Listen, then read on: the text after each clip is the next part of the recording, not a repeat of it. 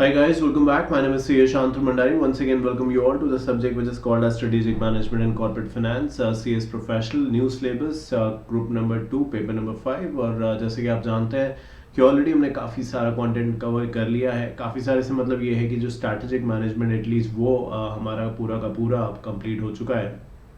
So from this part and onwards आप देखेंगे corporate finance के बारे में हम काफ़ी बात करेंगे और उम्मीद करता हूँ कि जो स्ट्रैटेजिक मैनेजमेंट में जितनी भी हमने चीज़ें सीखी हैं सभी कुछ आपको समझ में आई होंगी. तो चलिए अब बात करनी स्टार्ट करते हैं कॉर्पोरेट फाइनेंस के बारे में. और उसमें सबसे पहला जो चैप्टर है that is the chapter number 7, also called as sources of corporate funding. तो यहाँ से अपनी जो बातचीत है इसको आगे बढ़ाएंगे. नाउ आपको याद दिलाना चाहता हूँ, ये तो ठीक है कि आप ये जो देख रहे हैं ये न्यू सिलेबस है, 2022 का सिलेबस है.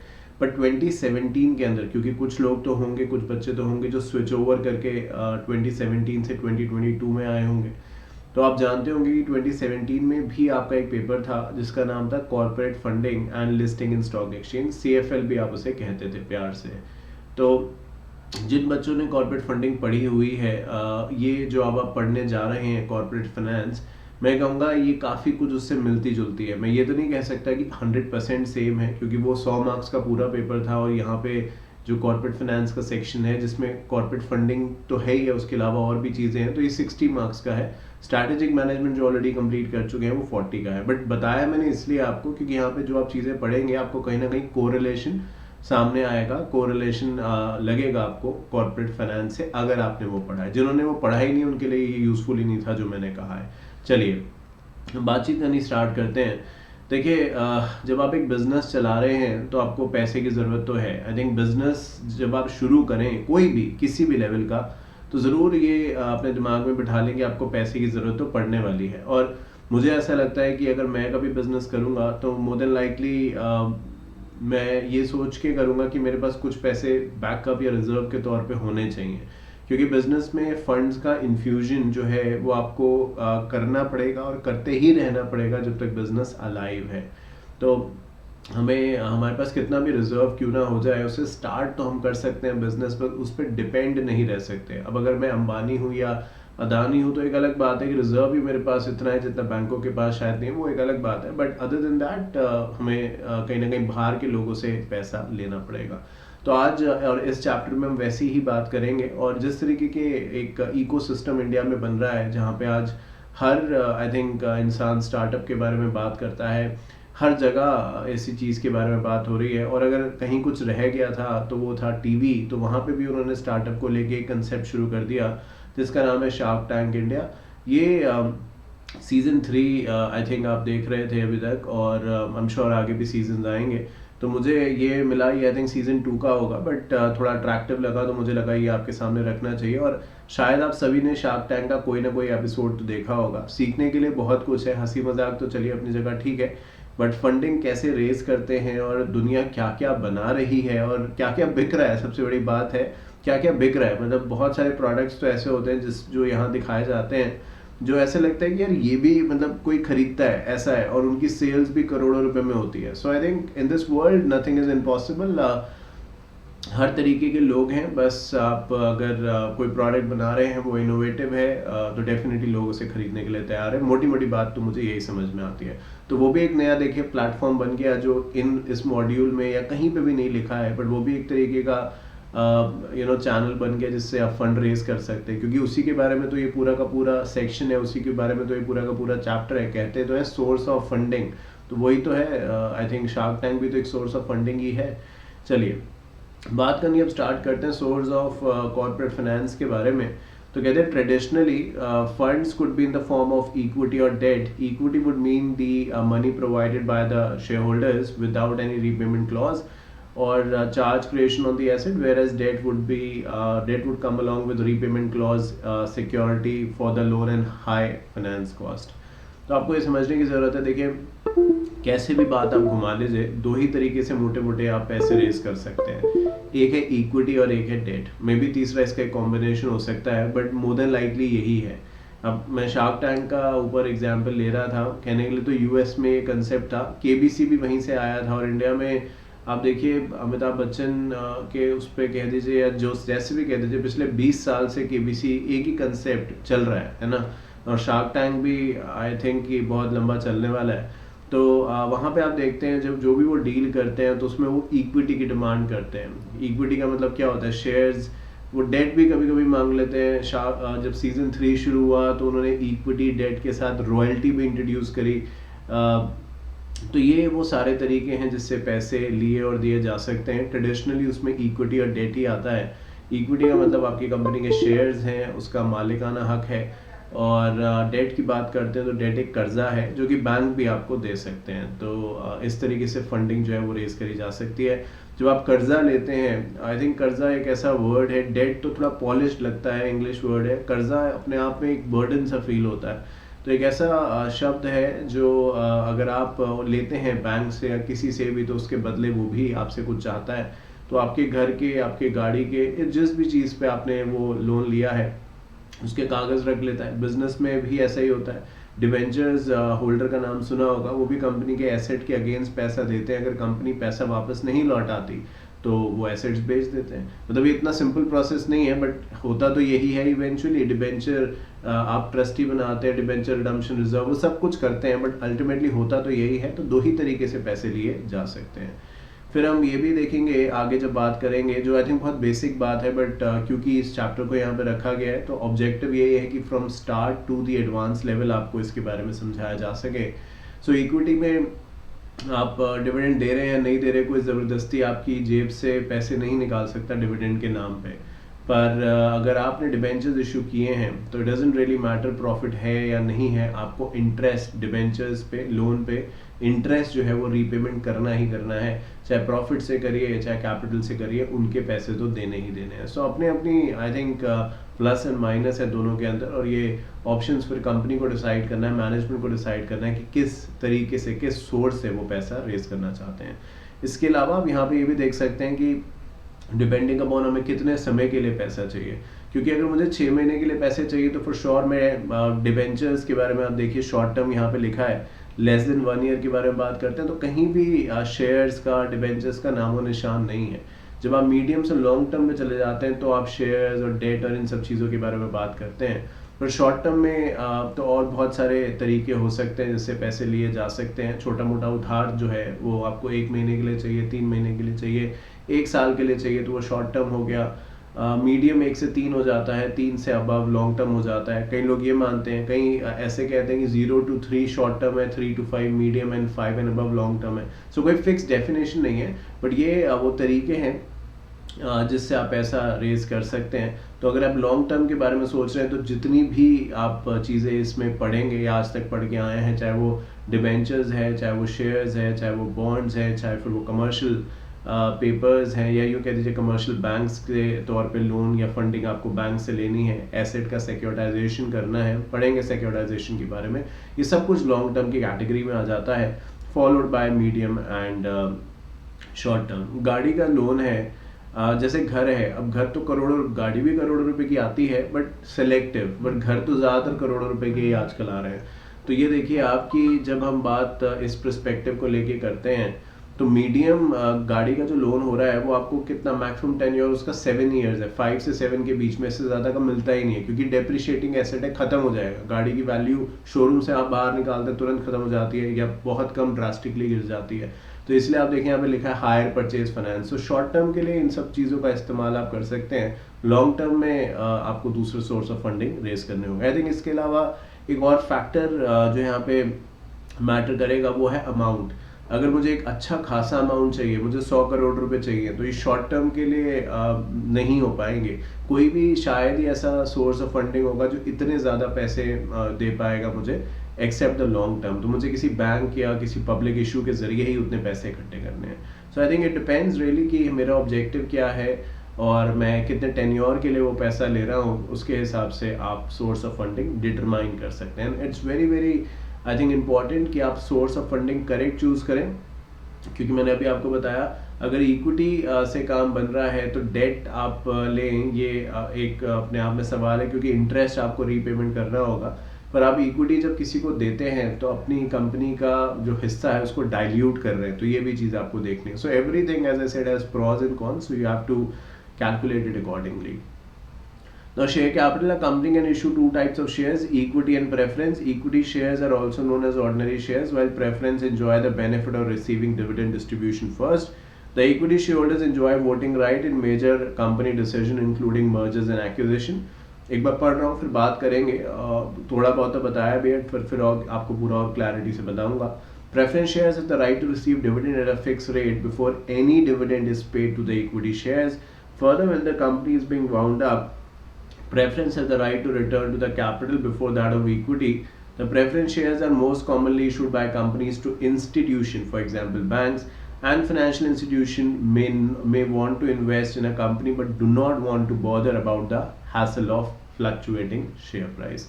तो देखिए, इक्विटी और शेयर्स को जब हम डिवाइड करते हैं तो दो सेक्शन में प्राइमरली हो जाते हैं. वैसे तो फिर डिफरेंशियल वोटिंग राइट भी आ जाता है, बट दो सेक्शन में प्राइमरली हो जाते हैं. एक है इक्विटी और एक है प्रेफरेंस.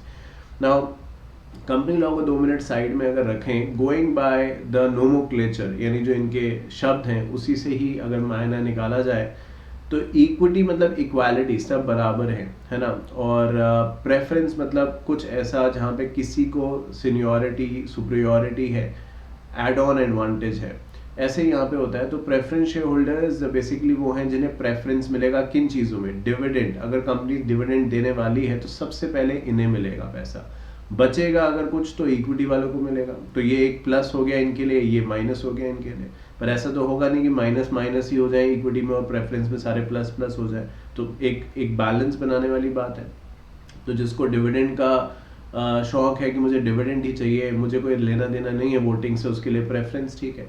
किसी को ये चाहिए कि मुझे वोटिंग पावर चाहिए, क्योंकि वो ये मानते हैं फॉर एग्जांपल कि वोटिंग अगर सही होगी, यानी डिसीजंस अगर सही लिए जाएंगे तो कंपनी अच्छा अपने आप काम करेगी, और अच्छा काम करेगी तो फॉर श्योर रिटर्न जनरेट होगा, और रिटर्न जनरेट होगा तो सभी को कुछ ना कुछ मिल जाएगा. तो जिसको वोटिंग पावर चाहिए, जिसको ये चाहिए कि जो फैसला हो बड़ा या छोटा हमसे पूछ के हो, या हमारा कंसेंट तो लिया ही जाए, भले हम अपोज करें या उसमें सहमत हो, तो वो इक्विटी शेयर्स लेंगे, बिकॉज यहाँ पे वोटिंग राइट मिलता है. प्रेफरेंस वालों को वोटिंग राइट नहीं मिलते. नाउ व्हेन ऐसे नहीं मिलते, यहाँ पे एक मैं स्टार लगा देता हूँ क्योंकि एक्सेप्शंस हैं इसके, वो हम आगे बात करेंगे. या अगर मुझे उसको अभी यहीं बताना है तो ऐसे मान लीजिए कि आपने प्रेफरेंस होल्डर को एक वादा किया हुआ है जिससे वो बहुत ही अट्रैक्टिव साउंड कर रहा है कि उनको डिविडेंड हम देंगे, सबसे पहले देंगे. पर एक बात बताइए, अगर डिविडेंड पैसा होगा तो ही तो देंगे, डिविडेंड कैपिटल से उठा के तो देंगे नहीं. प्रॉफिट है तो उसमें से आप हिस्सा बांट देंगे. कोई ये तो होगा नहीं कि जितनी जमा पूंजी है उसी को आप डिविडेंड के तौर पे दें, ऐसा तो नहीं है. इंटरेस्ट होता तो अलग बात थी, बट डिविडेंड में तो ऐसा होता नहीं है. तो वहाँ पे वो ये कहते हैं कि अगर प्रेफरेंस वालों को जो एक उनका अट्रैक्टिव यूएसपी था कि डिविडेंड मिलेगा, वो भी नहीं मिल रहा, वोटिंग उनके पास है ही नहीं, आप बताते हैं, तो फिर तो क्या ही है, उनके पास तो कुछ नहीं रह गया, पैसा भी चला गया, कुछ मिला भी नहीं उसके बदले.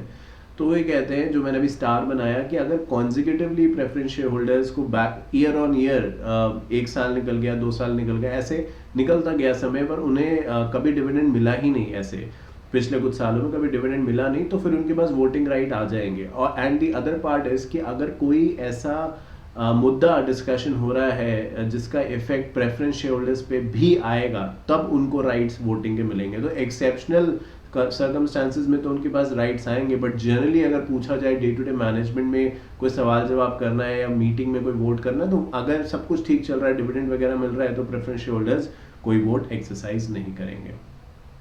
तो ये बात यहाँ पे कही गई है. और कहते हैं कि प्रेफरेंस शेयर्स जो होते हैं जनरली ये बैंक्स वगैरह को इशू किए जाते हैं, क्योंकि उनको बेसिकली ये चाहिए कि भाई जो भी वो पैसा इन्वेस्ट वो कर रहे हैं उस पर उनको रिटर्न चाहिए. तो कहते हैं preference shares are mostly issued by the companies to institution, for example bank and financial institution who may want to invest in a company but do not want to bother with the hassle of fluctuating share price. और I think इसका एक reason ये भी है कि bank को जब हम ये दे रहे हैं कि जब कंपनी वाइंडिंग अप में जाएगी, जो लिखा भी था, तो जब एसेट्स को बेचा जाएगा, पैसा मिलेगा लोगों का जिसका जो बनता है, प्रो राटा में मिले या पूरा मिले, तो पहले प्रेफरेंस शेयर होल्डर्स को दिया जाएगा पैसा, उसके बाद इक्विटी को. So there are various reasons as to why you should choose a preference shares and obviously why you should choose an equity one. Again, it really depends कि आप किस तरीके के इन्वेस्टर हैं और आप क्या चाहते हैं. बिकॉज अगर सब एक जैसा सोचते हैं तो मुझे लगता है सोर्स ऑफ फंडिंग में सिर्फ शेयर्स ही होते हैं, या सिर्फ इक्विटी ही होता है, या सिर्फ प्रेफरेंस ही होते हैं, या सिर्फ बॉन्ड्स ही होते हैं, या सिर्फ debentures. But we all think very different, we all have a different life goals and that is why these are the options that are available. बात करते हैं गवर्निंग रेगुलेटरी फ्रेमवर्क के बारे में. तो अगर आप किसी भी तरीके का फंडिंग रेज करने की सोच रहे हैं तो कुछ कायदे कानून हैं जो बनाए गए हैं इंडिया में स्पेसिफिकली. अगर आप पैसा रेज करने की सोच रहे हैं जिसको आपको कंप्लाई करना पड़ेगा. अगर कंपनी है तो कंपनीज एक्ट 2013 तो आपको देखना ही है. शेयर्स या डिबेंचर्स इशू कर रहे हैं तो उसके रूल्स बने हुए हैं. कोई ऐसी कंपनी के ज़रिए पैसा लिया जा रहा है जो कहीं ना कहीं लिस्टेड है या लिस्ट होने का सोच रही है, सो LODR वहाँ पे आ जाता है. कोई भी ऐसा आप इंस्ट्रूमेंट इशू कर रहे हैं या आप ऐसे कह दीजिए ऐसे ज़रिए से पैसा रेज कर रहे हैं जो कि नॉन कन्वर्टेबल सिक्योरिटी है, तो उसके लिए रेगुलेशंस बने हैं. बैंक है, फाइनेंशियल इंस्टीट्यूशंस हैं, NBFCs हैं, तो इसके लिए RBI की गाइडलाइंस बनी है. साथ साथ जब आप पैसे रेज करते हैं तो कहते हैं issue of capital and disclosures requirement. तो क्या होगा, समय समय में आपको, अब आप एक प्राइवेट एंटिटी नहीं रह गए हैं. मतलब जब आप एक बड़े लेवल पे बड़े स्केल पे पैसा रेज कर रहे हैं तो प्राइवेट एंटिटी होने के नाते आप नहीं कर पाएंगे. आपको लिमिटेड और लिस्टेड एंटिटीज़ का साथ लेना पड़ेगा. मतलब ऑब्वियसली लिमिटेड बनना पड़ेगा, फिर आप जाके लिस्टेड होंगे. तो उस दौरान आपको बहुत सारे कमिटमेंट करने पड़ेंगे. उनमें से एक कमिटमेंट ये भी होगा कि आप रेगुलरली डिस्क्लोज करेंगे जो चीज़ें जैसे जैसे कंपनी में होती जाएंगी उसके बारे में आप रेगुलरली ओपनली NSE BSE जहाँ पे भी आपकी शेयर्स या सिक्योरिटीज लिस्टेड है वहाँ पे आप इंफॉर्मेशन देते रहेंगे, सो दैट लोगों को पता चल सके, वो इन्फॉर्म डिसीजन ले सके, वो आपके साथ रहना चाहते हैं नहीं रहना चाहते हैं. क्योंकि अब आप पहले भी कंपनी अगर आप एक प्राइवेट भी चला रहे हैं तो ऐसा नहीं है कि वो अनरिस्पॉन्सिबल तरीके से आप चलाएंगे. वहाँ पे भी डिस्क्लोजर्स देने हैं, बट वहाँ पे आपके डिस्क्लोजर्स के साथ किसी की ज़िंदगी में कोई फ़र्क नहीं आने वाला. कोई भी एक प्राइवेट कंपनी मान लीजिए आपने बनाई है, अब जो भी आप काम कर रहे हैं उससे आपके एम्प्लॉयज़, कंपनी का मैनेजमेंट हद तो हद यही इफेक्ट होगा. बट मेरी ज़िंदगी पे, मेरी निजी ज़िंदगी पे कोई फ़र्क नहीं पड़ेगा क्योंकि मेरा क्या लेना देना उस प्राइवेट कंपनी से. मेरे पास ना कोई शेयर्स है ना कुछ और है. पर अगर एक ऐसी लिस्टेड या लिमिटेड कंपनी है जो स्टॉक मार्केट में लिस्टेड है, अगेन मेरे पास उसके कोई शेयर नहीं है, पर अगर उसका कोई फ्रॉडलेंट डीलिंग सामने आती है तो वो बाजार में इफेक्ट करती है, बाकी कंपनीज को इफेक्ट करती है, बाकी स्टेक होल्डर्स के कॉन्फिडेंस को इफेक्ट करती है. तो जब आप इतने बड़े लेवल पे काम करने जा रहे हैं, so you have to make sure कि आप रेगुलरली डिस्क्लोजर्स के जो कायदे कानून है उसको निभाएं, उसको फॉलो करें. उसके बाद एक एक करके इन सभी के बारे में बात करी गई है. तो कंपनीज एक्ट 2013 एंड शेयर्स के जो रूल्स हैं, डिबेंचर रूल्स हैं 2014, उसमें इक्विटी के बारे में बताते हैं. तो कहते हैं इक्विटी एक तो वही है जो ऊपर हम बात करके आए जहाँ पे आपको वोटिंग राइट्स मिलते हैं, और एक है डिफरेंशियल वोटिंग राइट्स.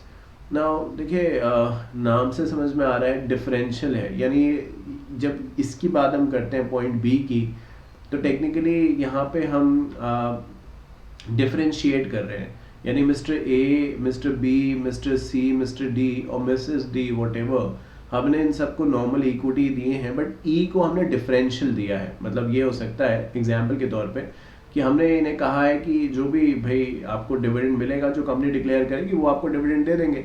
पर ई को हमने कहा है जितना भी कंपनी डिविडेंड डिक्लेयर करेगी उतना तो आपको मिलेगा, प्लस 2% एक्स्ट्रा आपको मिलेगा. मान लीजिए कंपनी ने डिविडेंड डिक्लेयर किया कि जिसके पास लेट्स से ऐसे कहते थे, चलिए 5 रुपये का डिविडेंड डिक्लेयर किया पर शेयर, तो हमने इन्हें कहा, ई को कह रखा था कि जितना कंपनी डिविडेंड डिक्लेयर करेगी उससे 2 रुपये प्लस हम आपको देंगे. तो बाकी सबको 5-5 रुपये का डिविडेंड मिलेगा, बट ई को 7 रुपये का डिविडेंड मिलेगा. मेरी बात आप समझ रहे हैं? तो इस तरीके की चीज़ों को आप डिफरेंशियल राइट्स के अंदर कैलकुलेट करते हो. डिफरेंशियल राइट किसी भी तरीके से हो सकती है, जैसे ये डिविडेंड की है ऐसे वोटिंग की भी हो सकती है. तो डिपेंडिंग अपॉन क्या डिफरेंशियल राइट है आपके पास, ये चीज़ का फ़ायदा उठाने को आपको मिल सकता है. पर अगेन एक सबसे बड़ा सवाल शायद दिमाग में आपके भी आए कि ये ABCD क्यों, ये भाई ये क्यों मानेंगे, ये कहेंगे अगर दूसरे को ई को 7 रुपये दे रहे हो तो हमें क्यों 5 रुपये दे रहे हो, हमने भी तो कंपनी का शेयर लिया, हमें भी 7 ही रुपये दो. तो ये अपने आप में एक सवाल है कि हम ऐसा क्यों कर रहे हैं. तो इसका जवाब तो कंपनी के मैनेजमेंट को देना है कि वो डिफरेंशियल राइट्स क्यों इशू करना चाहता है. और अगर आर्टिकल्स अलाउ करते हैं, शेयर होल्डर्स की मीटिंग में इस प्रस्ताव को मंजूर किया जाता है, तो ही आप ये काम कर सकते हैं, अदरवाइज नहीं. But this is the option that is available. Preference की बात करें तो मैंने अभी कुछ देर पहले इसको खुल के समझाया आपको। कहते हैं कि section 55 of the companies act provide preference shares can be redeemed only out of distributable profits of the company or out of the proceed of fresh issue of shares made for the purpose of redemption. The section states that where any such shares are redeemed out of distributable profit, a sum equal to the nominal amount of the shares shall be transferred out of profit to the reserve fund to be called as capital redemption reserve account.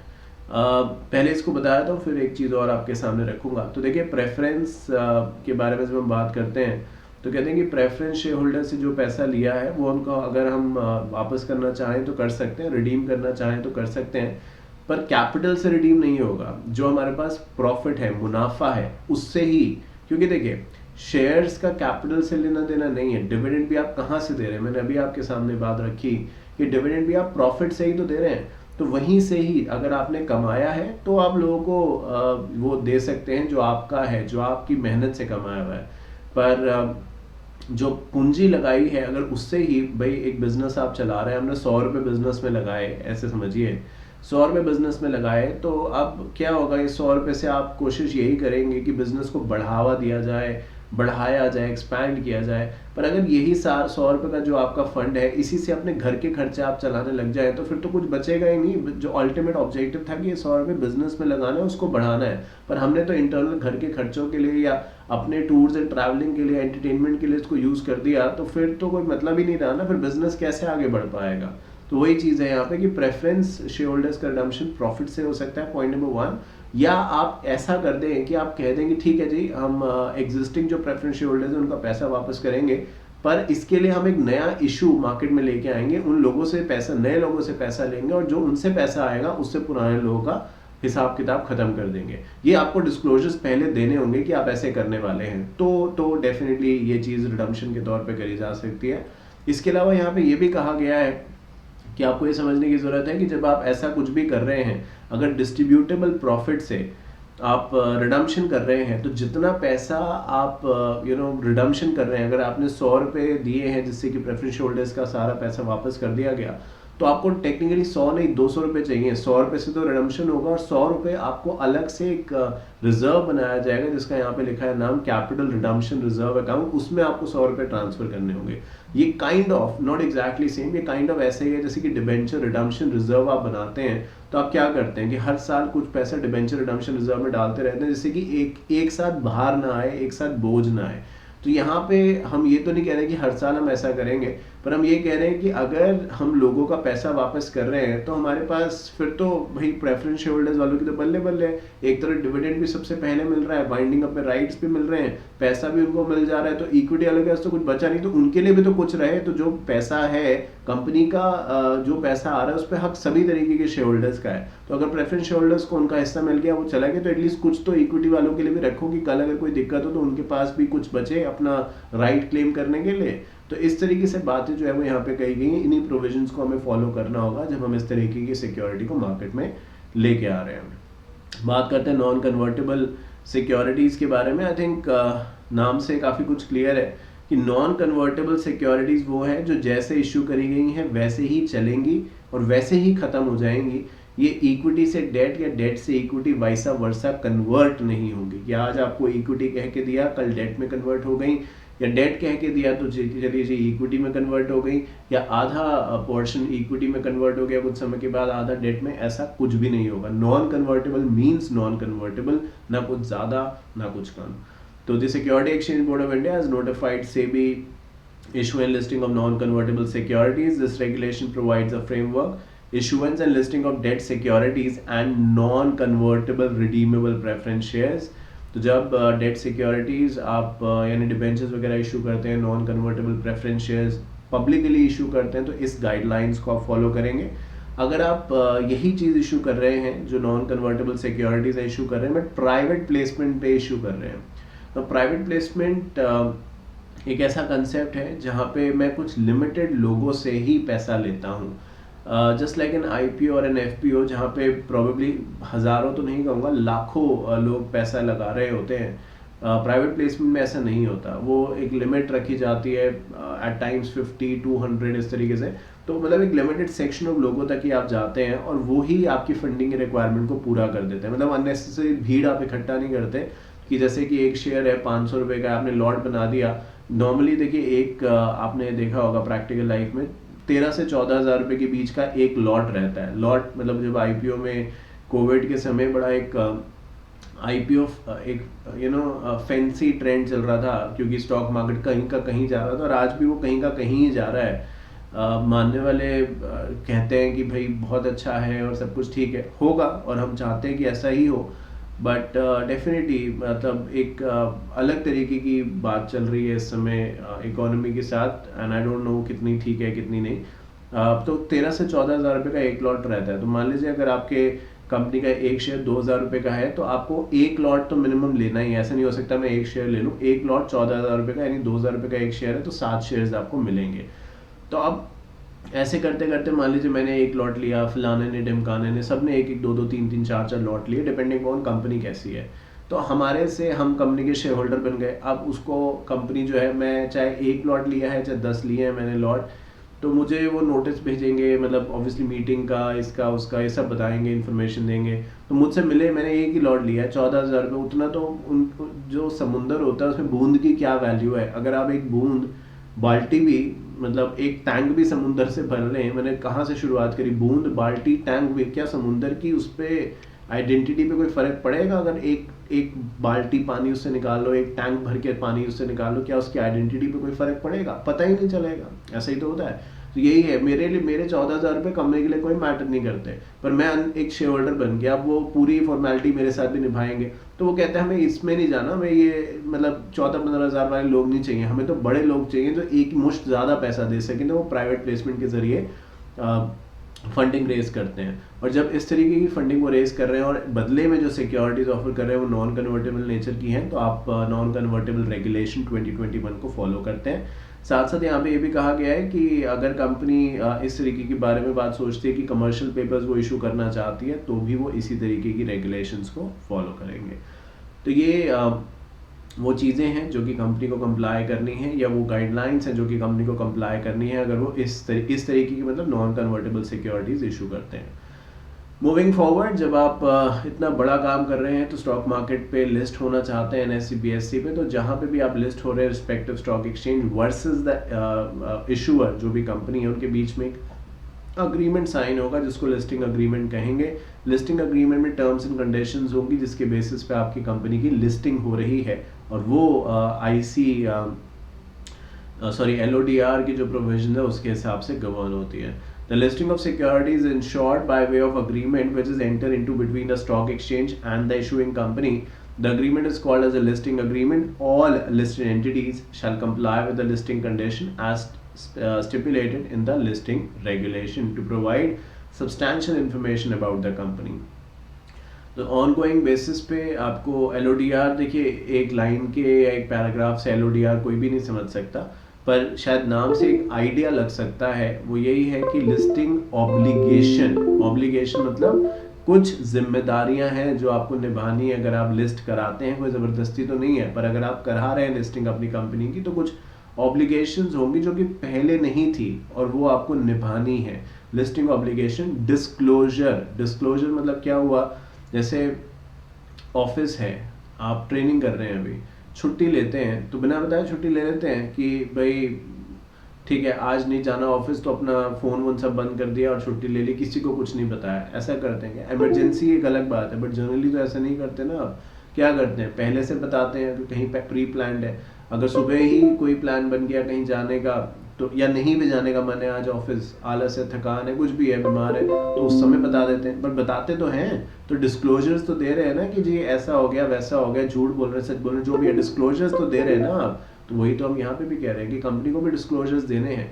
अब सही देने हैं disclosure वो अलग बात है, क्योंकि अगर वो गलत डिस्क्लोजर्स देगी तो पूरा आई थिंक इस चीज़ का फंडामेंटल डिस्टर्ब हो जाएगा।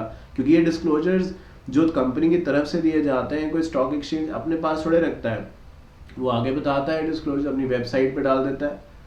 अब वेबसाइट पे अगर लोग पढ़ रहे हैं उस चीज़ को, गलत इन्फॉर्मेशन आई है, गलत उन्होंने अपलोड, उन्हें क्या पता सही है कि नहीं, अब वही अपलोड कर दी तो गलत इन्फॉर्मेशन नॉर्मल इन्वेस्टर तक पहुंचेगी। तो obviously with disclosures comes the element of responsibility and transparency, तो वो ध्यान रखें।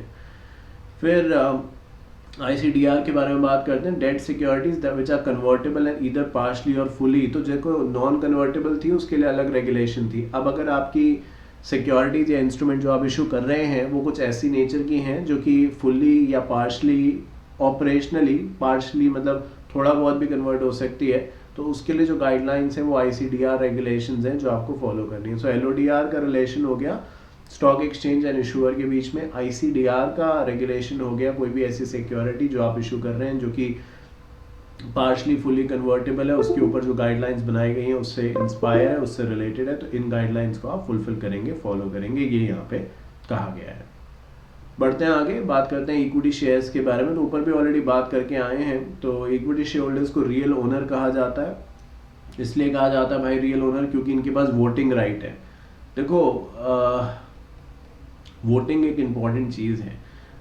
सरकार भी जब देश में बनती है तो आप देखो वोटिंग का राइट आपको मिलता है, मुझे मिलता है, हम उसको एक्सरसाइज करते हैं नहीं करते, जाते हैं नहीं जाते, वो अलग बात है, वो अपनी अपनी सोच है, पर मिलता तो है सभी को राइट। तो वोटिंग का यही है कि आप भविष्य तय करें कि क्या होगा। तो वही चीज़ यहाँ पे है कि वोटिंग राइट या इक्विटी शेयर होल्डर्स जो हैं वो वोट करते हैं कि कंपनी किस डायरेक्शन में आगे बढ़ेगी, क्या होना चाहिए क्या नहीं होना चाहिए, ये सब basically bye and large equity share holders तय करते हैं। तो कहते हैं कि वही इक्विटी शेयर होल्डर्स तय करते हैं, पर उनके पास day to day management participate करने का टाइम नहीं होता है, इसीलिए वो कोई रिप्रेजेंटेटिव अपॉइंट करते हैं जिनको बोर्ड ऑफ डायरेक्टर्स का नाम दिया जाता है। तो आप देखिए एक कंपनी के अब रिलायंस के करोड़ों शेयर होल्डर हैं, ठीक है, अब सब कहें कि नहीं जी ऐसे होना है, नहीं जी वैसे होना है, और ये तो पक्की बात है घर के 4 लोगों की ओपिनियन एक जैसी नहीं होती बहुत बार। तो जब आप 4 की जगह आप यहाँ पे हजारों लाखों लोगों की बात कर रहे हैं, आपको लग रहा है उनकी उनकी ओपिनियन एक जैसी हो जाएगी, सब मान जाएंगे? जो कुछ भी हो पा रहा होगा कुछ भी नहीं हो पाएगा, मतलब सबकी बात आप सुनेंगे तो किसी डिसीजन पे पहुंच नहीं पाएंगे। तो यहाँ पे भी ऐसा ही है। तो वो क्या करते हैं कि सारे के सारे जो लोग होते हैं, अब PM मोदी जो फैसला लेते हैं या कोई भी एक मिनिस्टर है किसी डिपार्टमेंट का, वो एक फैसला लेता है, क्या सब लोग उससे खुश हैं? नहीं, सब कहते हैं, कोई कहता है कि ठीक है, कोई कहता है ओके है, कोई नाराज होता है बहुत ज़्यादा। पर अगर सबको ही मौका दिया जाए कि चलिए आप डिसीजन, तो कोई डिसीजन हो ही नहीं पाएगा। तो इसलिए डायरेक्टर्स को नॉमिनेट करते हैं। डायरेक्टर्स जो है वो बाय एंड लार्ज कंपनी के भले में जो है, कंपनी के भले में जो है वो फैसला लेते हैं। तो फर्दर इक्विटी शेयर होल्डर्स के बारे में तो जो लिखा है वो मैंने आपको बता दिया। अब बढ़ते हैं आगे और बात करते हैं डिफरेंशियल वोटिंग राइट्स के बारे में। तो कुछ ही देर पहले मैं इसके बारे में आई थिंक आपको बता रहा था कि डिफरेंशियल एक तरीके की सुपीरियॉरिटी है। तो नॉर्मली देखो क्या होता है कि आपके पास कंपनी के लेट्स से 10 शेयर है, तो आप 10 वोट थोड़े करते हो, वोट तो एक ही करोगे आप। आपके पास 10 क्या 100 भी होंगे तो 100 वोट नहीं, आप एक ही वोट करोगे, बिकॉज नंबर ऑफ शेयर से नहीं, शेयर होल्डर तो एक ही है ना, उससे डिटर्मिनेशन हो रहा है वोटिंग राइट्स का। ये नॉर्मल सिनेरियो है। डिफरेंशियल वोटिंग राइट ये कहता है कि अगर आपके पास एक शेयर है तो आप 10 वोट कर सकते हो, मतलब उल्टा हो जाता है यहाँ पे। अभी तक क्या हो रहा था कि आपके पास 10 शेयर थे, तब तक नॉर्मली आप एक ही वोट कर पा रहे थे, कोई फर्क ही नहीं था कि 10 है 100 है 1000 है, वोट आपको एक ही मिल रहा है, भले आपने एक शेयर लिया है या 100 लिए हैं। पर जब वही शेयर डिफरेंशियल वोटिंग राइट के तौर पे दिया जाता है तो आपके पास शेयर्स भले कम हो, बट आपकी वोटिंग पावर डिपेंड करता है क्या डिफरेंट है, डिविडेंड या वोटिंग पावर जो भी, वो डेफिनेटली दूसरे शेयर होल्डर्स के मुकाबले और ज़्यादा हो जाती है या कहीं ज़्यादा हो जाती है। बीच में ये बंद कर दिए गए थे, बट आई थिंक 2014 एंड उसके बाद से जब स्टार्टअप इंडिया एंड एवरीथिंग सब कुछ हुआ तो ये फिर से लागू कर दिए गए, बट इसके साथ कुछ कंडीशंस अटैच कर दी गई जो हम अभी देखेंगे, बट अभी ये एप्लीकेबल है। जनरली ये तब यूज़ करे जाते हैं जब प्रमोटर्स या जो लोग कंपनी जिन्होंने बनाई है कॉल्ड एज को फाउंडर्स या फाउंडर्स, वो अपना कंट्रोल अपने पास रखना चाहते हैं। मतलब शेयर डाइल्यूशन तो दे रहे हैं लोगों को, शेयर्स तो दे रहे हैं, बट अपने पास भले कम शेयर रखे हैं, बट वोटिंग जो है वो अपने पास अभी भी इतनी रखी है कि कंपनी को बचा सकते हैं, कंपनी का कोई so called as hostile takeover नहीं हो सकता। तो उस के बारे में यहाँ पे बात जो है वो करी गई है, उसी को डिफरेंशियल वोटिंग राइट्स कहा जाता है। और ऐसा नहीं है कि ये कोई चीज़ इंडिया में ही है, बाहर आप देख रहे हैं हांगकांग है, यूनाइटेड स्टेट्स है, और सिंगापुर है और तमाम ऐसी और कंट्रीज होंगी जहाँ पे डीवीआर, जिसको डिफरेंशियल वोटिंग राइट्स कहते हैं, इसको ऑलरेडी इस्तेमाल में लाया जा चुका है.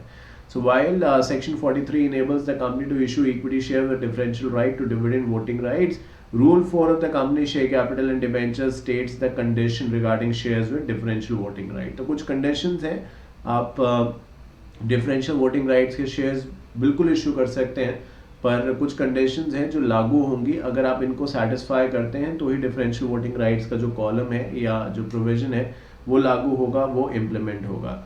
वो ऐसे है कि कोई भी कंपनी ये तभी इशू कर सकती है जब उसके आर्टिकल्स उसे ऑथराइज करें, इसके बारे में जनरल मीटिंग में रेजोल्यूशन पास हो जाए. और जो वोटिंग पावर है, ये इंपॉर्टेंट बात है, limit for voting power does not exceed 74%. भाई अगर मैंने 75% शेयर्स 25% मैंने लोगों को दे रखे हैं कैसे ना कैसे, बैंक को, इसको उसको, पर 75% खुद रखे हुए हैं, तो टेक्निकली दो ही तरीके के रेजोल्यूशन होते हैं. ये लिखने की बात नहीं बट समझने की बात है. आप सभी जानते हैं ऑर्डिनरी और स्पेशल, है ना.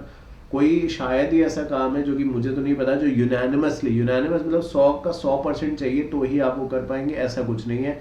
दो ही है, 50% एंड अबव, 75 एंड अबव, बस इतना ही है. इसमें हर काम हो जाता है. और ये आई थिंक समझने वाली बात है कि अगर 75% एंड अबव है तो ऑटोमेटिकली 50 एंड अबव है ही है ना, तभी तो 75 एंड अबव की अब बात कर रहे हैं. तो अगर 75% से ज़्यादा मैंने अपने पास ही रखा है उस डिफरेंशियल वोटिंग राइट के तहत, तो बाकियों को शेयर देने का फ़ायदा ही क्या है. करना तो फिर सब कुछ मैंने ही है, क्योंकि भले ये 25% ना एक तरफ भी हो जाए, मेरी तरफ कोई ना है, एक तरफ भी हो जाए सारे के सारे, तब भी इनके डिसीजन की वैल्यू क्या है, कौन उन्हें पूछ रहा है. क्योंकि जो मेजॉरिटी तो मेरे पास है 75%, या अगर उससे भी ज़्यादा मैंने अपने पास रख लिया, तो हर चीज़ कहने नाम के लिए मैंने शेयर इशू करे, पर कर तो मैं सब कुछ अपनी मर्जी से ही रहा हूँ. क्योंकि अगर कॉन्फ्लिक्ट कहीं हो रहा है मेरे और इनके बीच में, तो जो मैं कहूँगा होगा वही, क्योंकि शेयर होल्डिंग मेरे पास है ज़्यादा. तो कहते हैं कि ये नहीं चलेगा, 74% से ज़्यादा अपने आप को आप नहीं दे सकते. लॉजिक यही है कि आपके पास 75 एंड अबव ना चली जाए, क्योंकि अगर ऐसा हो गया तो फिर बाकी लोगों का होना या ना होना बराबर ही है. प्लस कहते हैं कि डिफ़ॉल्ट कंपनी ने ना किया हो, फाइनेंशियल स्टेटमेंट्स वगैरह, एनुअल रिटर्न्स वगैरह पिछले 3 साल में रेगुलरली फाइल करें, उसमें कोई डिफ़ॉल्ट ना किया हो किसी भी तरीके से. कंपनी ने कहते हैं has no subsisting default in payment of declared dividend. एक चीज़ होती है डिविडेंड आपने दिया ही नहीं, वो अलग बात है. एक है कि आपने डिक्लेयर कर दिया और उसके बाद नहीं दिया, है ना. तो आपने डिक्लेयर कर दिया तो फिर आपकी ऑब्लिगेशन है. किसी ने तो नहीं कहा था कि ज़बरदस्ती तो किसी ने नहीं करी थी, ना कोई कर सकता है कि डिविडेंड आपको देना है, क्योंकि इंटरेस्ट होता तो समझ भी आती. पर आपने कह दिया कि जी मैं डिविडेंड दूंगा, ये डिक्लेयर कर दिया और उसके बाद देने से मना कर रहे हैं, देरी हो रही है, तो वो डिफ़ॉल्ट की कैटेगरी में आएगा. तो अगर ऐसा कोई भी डिफ़ॉल्ट कंपनी ने किया है कि डिक्लेयर कर दिया, बोल दिया पर दिया नहीं डिविडेंड, तो वो भी एक डिफ़ॉल्ट माना जाएगा. या डिबेंचर्स वगैरह का इंटरेस्ट प्रिंसिपल मैच्योरिटी के समय नहीं दिया गया, तो वो भी एक डिफ़ॉल्ट माना जाएगा. कंपनी को किसी भी कोर्ट वगैरह ट्राइब्यूनल में पीनलाइज किया गया पिछले 3 साल में, तो भी वो डिफरेंशियल वोटिंग राइट्स नहीं इशू कर सकती. तो ये वो कंडीशंस हैं जो कंपनी को कंप्लाई करनी है. यानी उसका ट्रैक रिकॉर्ड साफ होना चाहिए, कोई नॉन कंप्लायंस का इनमें से एटलीस्ट कोई इशू नहीं होना चाहिए अगर वो डीवीआर इशू करना चाहती है. और जो भी आप डीवीआर इशू करेंगे, क्या डिफरेंशियल राइट्स हैं, ये सारे के सारे जो रजिस्टर ऑफ मेंबर्स आप मेंटेन करते हैं उसके अंदर क्लियरली इंडिकेट करेंगे कि क्या एक्स्ट्रा या डिफरेंशियल राइट्स जो है वो आपने यहाँ पे लोगों को दिए हैं. बात अब प्रेफरेंस शेयर्स की करते हैं. तो कहते हैं preference share capital means that part of the issued share capital which carries or would carry a preferential right. Already बात कर चुके हैं प्रेफरेंस किस चीज़ का मिलता है, डिविडेंड का, कि बाकियों का बाद में जो होगा वो होगा, आपको डिविडेंड पक्का मिलेगा. और अगर in case company winding up में जाती है तो बाकियों का अगेन जब जो मिलेगा मिलेगा, नहीं मिलेगा नहीं मिलेगा, बट आपको हम इक्विटी से पहले डेफिनेटली आपका पैसा लौटाएंगे. सो ये इसलिए आई थिंक इसको प्रेफरेंस कहा जाता है. इसीलिए प्रेफरेंस का मतलब ही होता है प्रायोरिटी, तो वो इस तरीके से इन्हें दी जाती है. ना प्रेफरेंस शेयर्स जो है अलग अलग पार्ट्स में डिवाइडेड हो जाते हैं या अलग अलग टाइप्स में डिवाइडेड हो जाते हैं. यहाँ पे उसके बारे में काफ़ी कुछ लिखा है, आपको बता देता हूँ मैं. क्यूमुलेटिव, नॉन क्यूमुलेटिव, नाम से समझ में आ रहा है. क्यूमुलेटिव का कोई भी रिलेशन लॉ से नहीं है, वो इंग्लिश वर्ड है. क्यूमुलेटिव का मतलब होता है आपस में इकट्ठा हो जाना. अगर प्रेफरेंस शेयर होल्डर्स को जो भी उनका सो कॉल्ड एज डिविडेंड है वो एक साल नहीं मिलता, कोई बात नहीं, दूसरे साल नहीं मिलता, कोई बात नहीं, तो ये लैप्स नहीं हो रहा, ये इकट्ठा होता जा रहा है, एक्यूमुलेट होता जा रहा है. जब तीसरे साल मिलेगा तो पहले, दूसरे और तीसरे साल का मिला के मिलेगा. That is called as cumulative preference shares. Non cumulative ऐसा नहीं है कि मतलब ऑब्वियसली जैसे मैंने बताया उसमें ऐसा नहीं होता। नॉन क्यूमुलेटिव में एक साल अगर आपको डिविडेंड नहीं मिला, वो साल लैप्स हो गया, अगले साल मिलेगा तो उसी साल का मिलेगा, पिछले से कोई लेना देना उस बात का नहीं होगा। कन्वर्टेबल वो है जो प्रेफरेंस के तौर पे आपको दिए जा रहे हैं, पर बाद में हो सकता है इक्विटी में कन्वर्ट हो जाए, पूरे हो जाएं, आधे रह जाएं, वो अलग बात है, बट कन्वर्ट ज़रूर होंगे। जिस फॉर्म में दिए गए हैं अंत में आपको वैसे ही फॉर्म में नहीं मिलेंगे, ये कन्वर्ट हो जाएंगे इक्विटी में। नॉन कन्वर्टेबल का मतलब वही है, जो नाम से समझ में आ रहा है कि जैसे दिए गए वैसे ही रहेंगे, इसके अंदर कुछ भी बदलाव नहीं आएगा।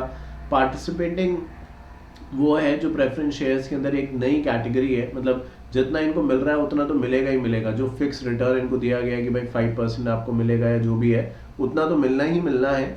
उसके बाद हमने कहा कि पहले प्रेफरेंस को देंगे, फिर इक्विटी को देंगे, और उसके बाद भी अगर कंपनी के पास पैसा बचा है तो पार्टिसिपेटिंग वालों को और डिविडेंड मिलेगा। तो एक्स्ट्रा सरप्लस में इन्हें एक्स्ट्रा एक तरीके से डिविडेंड मिलता है, जितना मिल रहा है उतना मिलेगा, बट इसके ऊपर भी मिलेगा, ओवर एंड अबव भी मिलेगा, that is called as participating.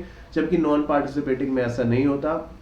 वही नॉर्मल जो प्रेफरेंस शेयर्स होते हैं, आई थिंक वो नॉन पार्टिसिपेटिंग ही होते हैं, तो उसमें ऐसा कुछ नहीं है कि सरप्लस में ओवर एंड अबव मिलेगा। जो नॉर्मल मिल रहा है वही आपको मिलेगा, अब वो भी अगर कंपनी ने डिक्लेयर किया तो आपको मिलेगा। इस तरीके से है। रिडीमेबल है, non redeemable, technically non redeemable तो एग्जिस्ट अब करते नहीं है, मतलब कहने के लिए ज़रूर लिख देते हैं, पर ऐसा होता नहीं है प्रैक्टिकल लाइफ में। रिडीमेबल वो है जो एक समय के बाद इन कैश हो जाएंगे, इसके बदले आपको पैसे मिल जाएंगे। और रिडीमेबल कहने का मतलब जैसे हम बहुत बार कहते हैं कि अनलिमिटेड इंटरनेट है, अनलिमिटेड वॉइस कॉल्स है। अनलिमिटेड का इंग्लिश का मतलब तो यही है जिसका कोई पार नहीं है, जो एंड नहीं है, जितना आप आगे बढ़ते जाएंगे उतना ही वो और दूर होता जाएगा, जितना आप चलेंगे उतना और दूर, इस तरीके से। बट आप उसकी डेफिनेशन जब पढ़ेंगे, अनलिमिटेड के आगे बहुत बड़ा स्टार होता है, जब आप उसको पढ़ेंगे तो रियलाइज कि भले एक हायर एंड है बट उसकी लिमिट तो है। तो ऐसे ही है रिडीमेबल में भी, कि जब हम रिडीमेबल की बात करते हैं तो ये वो प्रेफरेंस शेयर्स होते हैं जो कि कंपनी इसके बदले इन्हें पैसा देती है। और रिडीमेबल का भी एक समय फिक्स किया गया है कि 20 साल के अंदर कंपनी को इन्हें रिडीम करना ही करना है। कुछ केसेस के अंदर जहाँ पे भाई आप ऐसे कह सकते हैं जो इंफ्रास्ट्रक्चर प्रोजेक्ट्स वगैरह होते हैं वहाँ पे 30 ईयर्स तक चला जाता है, बट जनरली 20 ईयर्स का समय यहाँ पे मेंशन किया गया है। तो ये उस टेबल का इन्फॉर्मेशन मैंने आपको दे दी जो आपके सामने है। मुझे ऐसा लगता है कि आप में से शायद ही कोई होगा जो ये नहीं जानता कि इक्विटी क्या है, प्रेफरेंस क्या है। बट ये बहुत अच्छी बात है कि आईसीएसआई ने जब इस कॉर्पोरेट फाइनेंस के सेक्शन को यहाँ पे इंट्रोड्यूस किया तो उन्होंने right from the basic to the advance level आपको सारी की सारी इन्फॉर्मेशन दी है, कि जिससे कि आप कल अगर कोई ट्रेनिंग के इंटरव्यू, जॉब के इंटरव्यू में जाएं, ऐसे क्वेश्चन फेस करें, so you should have a lot of idea, you should have a lot of information कि ये चीज़ें क्या होती हैं, और एटलीस्ट आप बोर्ड के सामने जो बात है वो सही से रख पाएँ। Voting right of members. Every member of the company limited by shares and holding equity shall have the right to vote on every resolution placed before the company. Has voting right on a poll shall be in proportion to the shares of the paid up share capital. तो ये बात already हम कर चुके हैं कि preference वालों का देखिए वोटिंग से कोई खास लेना देना है नहीं, जब तक उनको डिविडेंड ही ना मिले या उनकी राइट्स के ऊपर बात आ जाए तो वो एक्टिव हो जाएंगे। अदरवाइज वोटिंग का और प्रेफरेंस का कोई लेना देना है नहीं। प्रेफरेंस उन्हीं को चाहिए जिनको भाई डिविडेंड चाहिए, वो चाहिए, वो कंपनी दे रही है तो उन्हें मिल रहा है, नहीं अगर मिल रहा तो फिर तो किसी को भी नहीं मिल रहा। बात करते हैं टाइप्स ऑफ इशू के बारे में। देखिए जो मार्केट होती है, सिक्योरिटी मार्केट दो पार्ट्स में डिवाइडेड है, primary and secondary. Primary market वो है जहाँ पे कंपनी अपना आईपीओ लेके आ रही है तो कंपनी लोगों को शेयर्स दे रही है, that is primary market. Secondary market वो है जहाँ पे लोग आपस में कंपनी के शेयर्स खरीद रहे हैं, बेच रहे हैं। तो कंपनी आईपीओ लाई, मैंने उसका शेयर खरीद लिया, अब कुछ समय शेयर अपने पास रखा, मुझे लगा कि ये ठीक नहीं है या मुझे पैसे की ज़रूरत है या मुझे और कुछ करना है, तो मैंने वो शेयर्स बेच दिया। कंपनी को थोड़े बेचा है, किसी और को बेच दिया, किसी और ने मुझसे खरीद लिया, तो वो सेकेंडरी मार्केट हो गई। यानी जब इन्वेस्टर्स के बीच में ही शेयर्स का लेन देन होता है, बाय एंड सेल होता है, तो सेकेंडरी है। जब आप कंपनी से पहली बार खरीद रहे हैं through an IPO, that is called as the primary market. तो ये बात कही गई। इसके अंदर एक ऑफर फॉर सेल भी आता है, वो अभी हम देखते हैं क्या है। So the primary market provides an opportunity to the issuer of security, government as well as corporates to raise financial resources to meet their requirement of investment and discharge their obligation. SEBI has issued ICDR regulation, जिसके बारे में थोड़ी सी बात हमने ऊपर करी हुई थी, for several types of issues. तो अगर आप इशू मार्केट में लेके आ रहे हैं तो कुछ सेबी की गाइडलाइंस है, कुछ कायदे कानून है जिसको हमें मानना पड़ेगा और उसी के तहत हम मार्केट से फंडिंग जो है, पैसा जो है वो रेस कर सकते हैं। तो इसी में सबसे पहला जो टाइप है जिसके ज़रिए आप पैसा रेज कर सकते हैं, कुछ देर पहले हम प्राइमरी मार्केट के बारे में भी बात कर रहे थे, तो वो डेफिनेटली है इनिशियल पब्लिक ऑफरिंग, जिसके ज़रिए ये आप कर सकते हैं। देख लेते हैं इनिशियल पब्लिक ऑफरिंग क्या होता है। आई एम श्योर आपको पता होगा। इंडिया में कुछ हाल फिलहाल की अगर बात करें तो काफ़ी सारे IPOs आए हैं, बहुत सारे हिट भी हुए हैं। उनमें से बहुत सारे लोगों ने बहुत सारे IPOs ने लोगों का विश्वास ही स्टॉक मार्केट से ख़त्म कर दिया, जिसमें एक पेटीएम भी है। सो यस, तो कहते हैं कि IPO means the offer of specified security by the unlisted issuer to the public for subscription and includes an offer for sale or specified security to public by existing holder।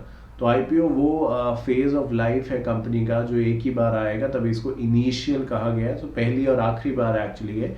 इसके बाद company जब जब अपना market से पैसे raise करेगी वो उसको FPO का नाम देगी, IPO नहीं। तो पहली और आखिरी बार जब कंपनी मार्केट में आती है फंडिंग रेज करने के लिए, सबसे पहली बार आई है, तो उसको इनिशियल कह रहे हैं। और ये एक ऐसा मौका होता है जहाँ पे कंपनी अपना जो एक एलिमेंट है, अपना जो नाम है, वो from an unlisted entity to a listed entity अपने आप को कहीं ना कहीं लोगों की नज़रों में दर्ज कराती है।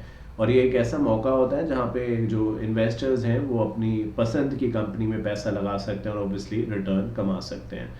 उसके बाद FPO के बारे में बात आती है। जैसे कि मैंने कहा, FPO वो मौका है जहाँ पे कंपनी एक बार मार्केट से पैसा रेज कर चुकी है, बट अभी उसे दोबारा से ज़रूरत है for various reasons like diversification, expansion, कोई नया R&D करना है या जो भी है वो उसके प्रोस्पेक्टस में लिखा होगा। बट फॉर श्योर ये पहली बार नहीं है, इसलिए आप इसको FPO कह रहे हैं। फर्दर है या फॉलो ऑन है, इस तरीके से भी इसको जाना जाता है। राइट इशू वो है जहाँ पे कंपनी अपने एग्जिस्टिंग शेयर होल्डर्स को ही सिर्फ शेयर्स देना चाहती है, कोई ज़बरदस्ती नहीं है, ना ही ये शेयर्स फ्री में मिल रहे होते हैं। कंपनी सिर्फ ये कहती है कि हम बाहर के लोगों से पैसा लें और सब कुछ दोबारा से करें और एक पूरा प्रोसेस करें, तो बेहतर है कि जितने लोग हमारे इस समय शेयर होल्डर्स हैं उन्हीं से पूछ लेते हैं। और आई थिंक ये कंपनी तब करती है जब उसे लगता है उसकी एक अच्छी डिमांड है, अच्छी खासी डिमांड है, तो वो उन्हीं लोगों से पूछ लेती है कि आप क्या हमारा शेयर्स लेना चाहते हैं। जो हाँ कहता है उसको ऑब्वियसली पैसे देने पड़ते हैं, क्योंकि ये बोनस शेयर नहीं है कि फ्री में मिल जाए। बस इतना रहता है कि ये सबको नहीं मिलता है, ये ओपनली मार्केट में अवेलेबल नहीं होते। जो एग्जिस्टिंग शेयर होल्डर्स होते हैं उन्हें ही ये शेयर मिलते हैं। और जनरली जैसे कि मैंने कहा, आप तभी ऐसा इशू लेके आते हैं बीइंग द कंपनी जब आपको विश्वास है कि आपके एग्जिस्टिंग शेयर होल्डर्स डेफिनेटली आपकी कंपनी में फर्दर पैसे इन्वेस्ट करने के लिए तैयार हैं। So right issue of security is an issue of specified security by the company to existing shareholders on the record date। Record date वो cut off date होती है जिसके बेसिस पे डिटरमाइन किया जाता है कि एग्जिस्टिंग शेयर होल्डर्स कौन है। क्योंकि देखिए, अब हर दिन जब स्टॉक मार्केट ओपन होता है और जब तक वो ओपन रहता है, शेयर्स खरीदे जाते हैं, शेयर्स बेचे जाते हैं, तो लाइव डिटर्मिनेशन कर पाना कि इस समय कितने लोगों के पास मेरा शेयर है वो नियर टू इम्पॉसिबल है ना। क्योंकि जब हम इवन बात भी कर रहे हैं, स्टॉक मार्केट मान लीजिए ओपन है, तो शेयर्स अभी भी बेचे जा रहे हैं, खरीदे जा रहे हैं, बेचे जा रहे हैं, खरीदे जा रहे हैं, ऐसा बहुत चल रहा है। तो एक रिकॉर्ड डेट रख लेते हैं कि 30 जनवरी। अब 30 जनवरी की शाम तक जिसके पास हमारी कंपनी के शेयर्स होंगे उन्हीं से हम पूछेंगे। हो सकता है 30 जनवरी को मैंने शेयर खरीद लिया है और सामने वाले ने बेच दिया, तो जिसने बेच दिया उसको नहीं, जिसके पास है कंपनी की नॉलेज में, कंपनी की बुक्स में, अगर मेरे पास या मेरे नाम पे शेयर रिकॉर्ड हो गया है तो मुझसे पूछा जाएगा। और अगर मैंने शेयर्स अभी ले लिए हैं बट मेरे अकाउंट में क्रेडिट नहीं हुआ है, एक दो दिन लगेंगे या कुछ समय लगेगा, जो भी रीजन हो उसकी वजह से, तो जिसके पास या जिसके नाम पे कंपनी की बुक्स में शेयर्स दिखा रहा है, कंपनी उसी से ही पूछेगी, भले हो सकता है वो शेयर्स ऑलरेडी एक दिन पहले बेच चुका हो। Preferential allotment refers to the issue where the listed issuer issues shares or convertible security to selected group of person on private placement basis। मैंने ऑलरेडी इसके बारे में कुछ देर पहले आपसे जिक्र किया था। प्राइवेट प्लेसमेंट का बताया भी था आपको कंसेप्ट कि यहाँ पे हम वो लाखों करोड़ों वाली भीड़ इकट्ठा नहीं करना चाहते हैं। हमें पता है कि 200 लोगों से ही हमारा काम बन जाएगा, जितनी फंडिंग की हमें रिक्वायरमेंट है। क्योंकि ये जो 200 लोग आएंगे इसके अंदर बड़े बड़े इन्वेस्टर्स आएंगे, बैंक, फाइनेंशियल इंस्टीट्यूशंस, ये सब आएंगे, तो हमारा काम इन्हीं से बन जाएगा, हमें चाहिए ही नहीं बहुत ज़्यादा लोग। तो उस तरीके के इन्वेस्टमेंट को आप प्राइवेट प्लेसमेंट कहते हैं। और प्रेफरेंशियल का नाम आप इसलिए दे रहे हैं क्योंकि हम सबको नहीं दे रहे हैं, कुछ ही लोगों को दे रहे हैं, तो इसलिए इसको प्रेफरेंशियल अलॉटमेंट भी कहा जा रहा है। Qualified institutional placement, banks, mutual fund, pension fund, ये सब जब इन्वेस्ट करते हैं तो इसको क्वालिफाइड इंस्टीट्यूशनल प्लेसमेंट के जरिए किया जाता है। बोनस इशू वो है जहाँ पे आपको कुछ देना नहीं पड़ता और आपको, जैसे राइट इशू में कह रहे थे कि भाई आपसे पूछा जाएगा अगर आप शेयर्स लेना चाहते हैं तो ठीक है पैसे दीजिए, शेयर्स ले लीजिए, नहीं तो कोई ज़बरदस्ती नहीं है। पर यहाँ पे ज़बरदस्ती का सवाल ही नहीं उठता, बस आपको मिल रहा है, आपको उसके बदले कुछ देना नहीं है। तो I think more than likely everybody will accept, so this is called as bonus share. और कंपनी बोनस तभी देगी जब उसको लगता है कि वो अच्छा परफॉर्म कर रही है। So bonus issue of shares means additional share issued by the company to existing share holders to reward for their royalty and is an opportunity to enhance share holder wealth. देखिए एक वो ज़माना था जहाँ पे ऑप्शंस जो थे investment की वो ट्रेडिशनल लिमिटेड थे, यू नो RD FD, इतना शेयर्स वगैरह में कोई करता नहीं था क्योंकि अलग अलग समय पे, इंडिया की बात नहीं कर रहा, दुनिया भर में स्कैम्स हुए हैं। ऐसा नहीं है कि जो फ्रॉड लोग हैं वो यहीं रहते हैं, दुनिया भर में है, तो ऐसा नहीं है। तो लोग डरते हैं। अब उस खोए हुए विश्वास को वापस लाने के लिए कुछ तो हमें करना ही पड़ेगा। तो कंपनी ऐसे ही करती है अलग अलग समय पे, जिससे कि वो ये दिखा सके कि वो दूसरों से अलग है, स्टैंड आउट ऑफ क्राउड है। वो इस तरीके की चीज़ें लाते रहते हैं जिससे कि इन्वेस्टर्स का एक जो पैटर्नेज है या विश्वास जो है वो बना रहे कंपनी के अंदर, स्टॉक मार्केट के अंदर। तो ये सारी बात इक्विटी को लेके हो गई। अब बढ़ते हैं आगे, डेट के बारे में बात करते हैं। देखिए डेट आप सभी जानते हैं, उधार है, कर्जा है, लोन है। आप इनमें से कोई भी एक चूज कर लीजिए जो आपको ठीक लगे, मतलब सभी का एक ही है। दो तरीके से डेट मार्केट में होता है, एक तो गवर्नमेंट सिक्योरिटीज डेट मार्केट में दी जाती है और कॉर्पोरेट सिक्योरिटीज भी दी जाती हैं। गवर्नमेंट बहुत बार जीरो कूपन बॉन्ड्स वगैरह इशू करती है। जीरो कूपन बॉन्ड्स क्या होता है ये आपको एग्जांपल के जरिए समझाता हूँ। नॉर्मली देखिए क्या होता है कि मान लीजिए आप 1000 रुपये कंपनी में लगा रहे हैं, बॉन्ड 1000 रुपये का, तो उसमें आपको बताया था भाई 8% आपको इंटरेस्ट मिलेगा। इसका मतलब मेच्योरिटी पे आपको 1008 रुपये मिलेंगे। ठीक है, ये हो गया आपका, ये हो गया भाई प्रिंसिपल, ये हो गया इंटरेस्ट रेट या कूपन रेट जो भी कह दीजिए, और ये आपको मिलेगा आपके at the time of redemption. ये नॉर्मल प्रोसेस हो गया। तो जीरो कूपन बॉन्ड जो यहाँ पे लिखे हैं वो इसलिए हमारा ध्यान खींचते हैं क्योंकि हम यहाँ पे डिस्काउंट पे इशू करते हैं। यानी हम ये तो बोल देते हैं, अब जैसे ये एग्जाम्पल नंबर 1 था, ठीक है। अब एग्जाम्पल 2 में हम लिख के दे रहे हैं कंपनी, हम लिख के दे रहे हैं कॉर्पोरेशन होने के नाते कि 1008 रुपये आपको मिलेंगे और अभी आप हमें 1000 रुपये दो। मतलब हम क्या कर रहे हैं, ये हो चीज़ वही रही है बट हम यहाँ पे डिस्काउंट पे इशू कर रहे हैं। मतलब हम ये कह रहे हैं 1000 रुपये दो आप, और आपको गारंटीड हम 1008 रुपये देंगे ये लोग। मतलब 1008 रुपये का उसको कागज लिख के दे रहे हैं, पैसे नहीं दे रहे अभी, बट कागज तो लिख के दे ही दे रहे हैं कि ये पक्का आपको मिलेगा ही मिलेगा। तो जब 1008 रुपये की जो चीज़ है मुझे 1000 रुपये में आज मिल रही है, डिस्काउंट में मिल रही है ऑलरेडी, तो उसको हम जीरो कूपन कह रहे हैं। और एक और रीज़न इसको जीरो कूपन कहने का ये है कि यहाँ पे कोई इंटरेस्ट रेट, जैसे कि फर्स्ट एग्जाम्पल में 8% लिखा था, तो जीरो कूपन में कोई भी ऐसा इंटरेस्ट रेट लिखा ही नहीं होता, जीरो रहता है वो, बट ऑलरेडी प्री डिटरमाइंड रहता है कि आपको मिलना कितना है। और उसी के बेसिस पे जो मैं कह रहा हूँ कि 1008 रुपये मिलेंगे और 1000 रुपये का आपको दे रहा हूँ, ये तो वही तो मैं कह रहा हूँ कि डिस्काउंट पे आपको दे रहा हूँ ये चीज़ में, क्योंकि 1008 रुपये उसकी वैल्यू आपको मिलनी तय है। और वो 1008 रुपये की अगर चीज़ है और मैं आज भी 1000 रुपये में आपको बेच रहा हूँ तो डिस्काउंट पे ही तो बेच रहा हूँ मैं आपको। पर इसके अंदर कोई ये नहीं लिखा कि 8% 10%, और इसीलिए इस फैक्टर को ध्यान में रखते हुए इसको जीरो कूपन बॉन्ड्स कहा जाता है। फ्लोटिंग रेट बॉन्ड्स वो है, ये सब की एक्सप्लेनेशन मॉड्यूल में फिलहाल यहाँ नहीं दी गई है, बट मैं इसलिए आपको बता रहा हूँ कि आपको इजी हो जाए समझने में और बेहतर लगे, मज़ा आए इस पूरे की पूरी चीज़ को पढ़ने में। फ्लोटिंग रेट, इनका नाम से समझ में आ रहा होगा, ऊपर नीचे ऊपर नीचे ऊपर नीचे।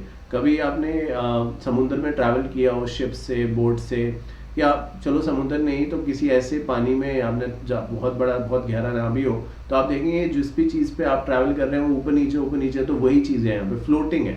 तो मतलब क्या होगा, यहाँ पे समय के साथ ये चीज़ इंटरेस्ट रेट बढ़ेगा, फिर कम भी होगा, फिर बढ़ेगा, फिर कम होगा, चलता रहेगा, उसके हिसाब से फ्लोट करता रहेगा।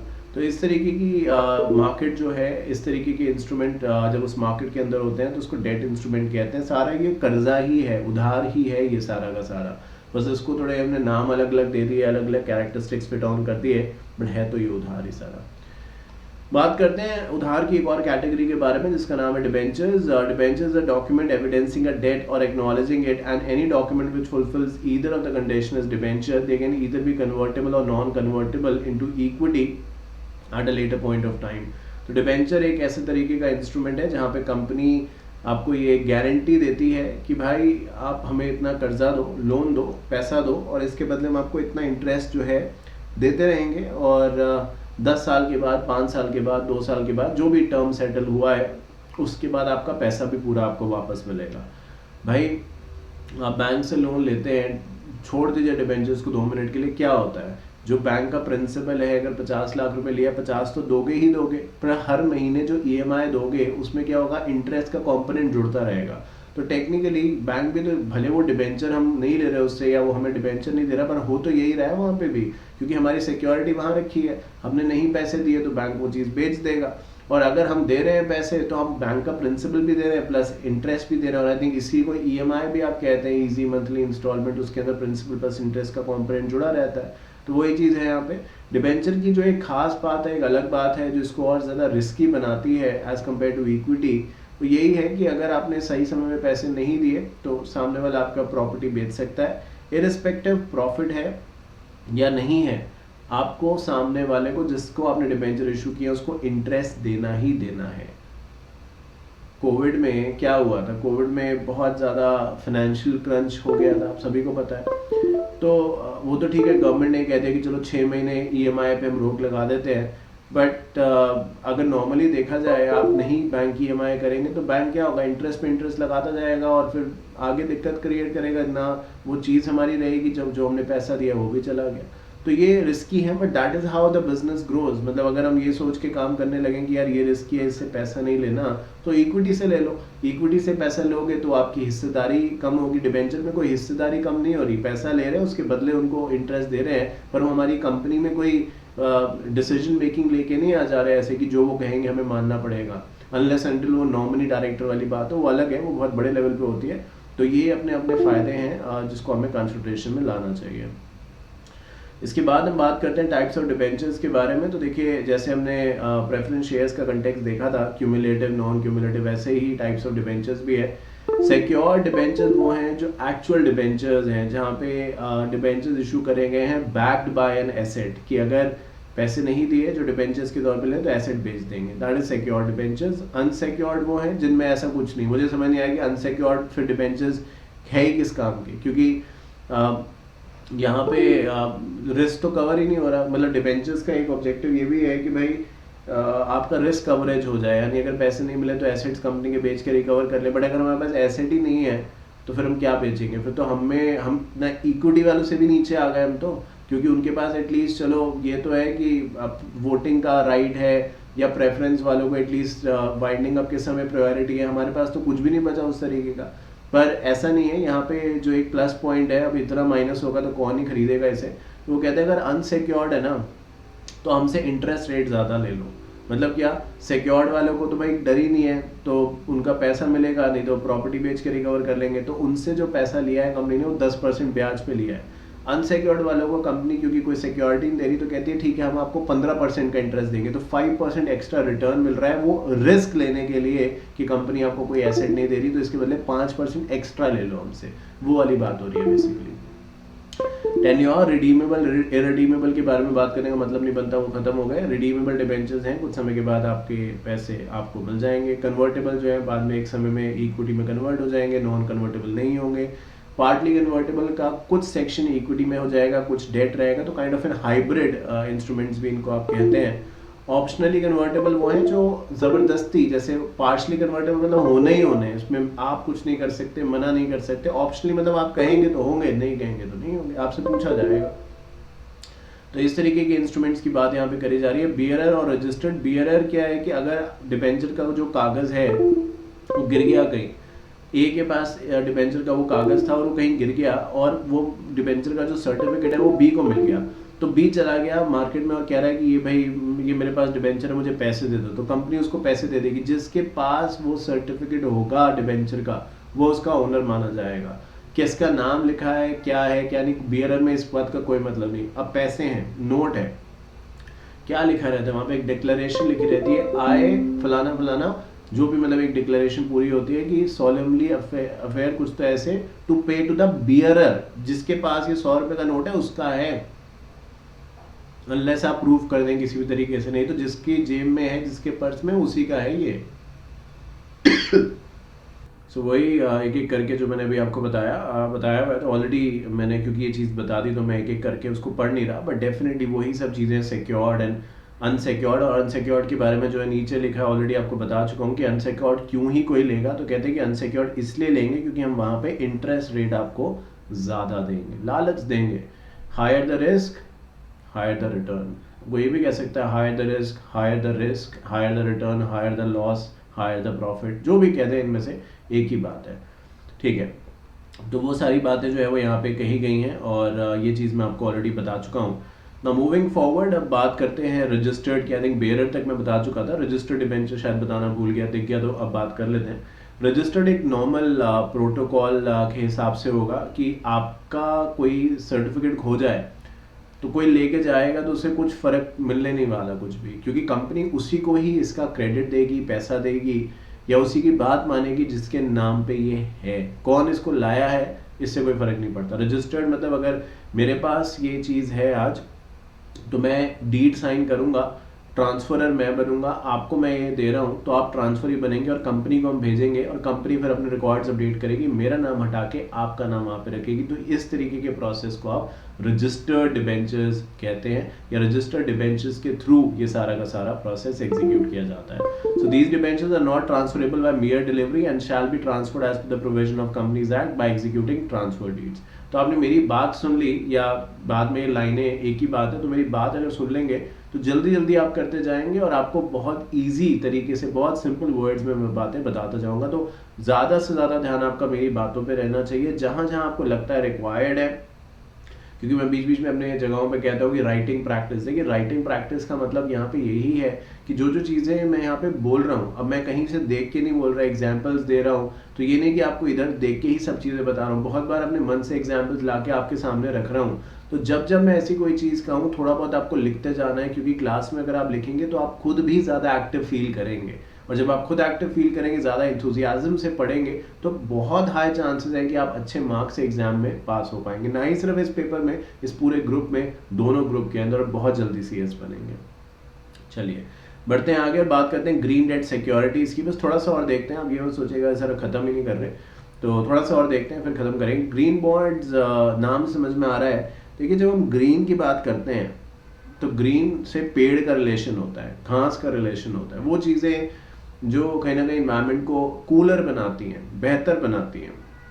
ब्लू की बात करते हैं तो पानी आ जाता है, रेड की बात करते हैं तो गर्मी से आ जाता है, पर येलो की भी बात हम यहाँ पे करेंगे। येलो की जब बात करेंगे तो जनरली गोल्ड आ जाता है। अब येलो लिखेंगे तो गोल्ड दिखाने लगेगा, बट येलो का कंटेक्स्ट यहाँ पे सोलर एनर्जी से है, तो वो भी हम बात करेंगे। बट फिलहाल ग्रीन डेट सिक्योरिटीज़ वो है जब पैसा आप रेज करते हैं। इससे पहले मैं जाऊँ जो लिखा है उसको समझाऊँ, सिंपल लैंग्वेज में बता दूँ जो मैं अभी आपसे कह भी रहा था। जब आप पैसा ये कह के रेज करते हैं कि जी मैं EV स्टेशंस बनाऊंगा, अभी EV का चलन इंडिया में हो रहा है धीरे धीरे काफ़ी, वेस्ट को मैनेज करने के लिए बेहतर फैसिलिटीज़ बनाऊंगा, घर जो है ग्रीन हाउसेस का मतलब ये होता है कि बिल्डिंग जो है, हाई राइज बिल्डिंग है, घर है, इस तरीके से बनाया जाए, इस डायरेक्शन को बनाया जाए कि ज़्यादा सनलाइट वहाँ पे आए।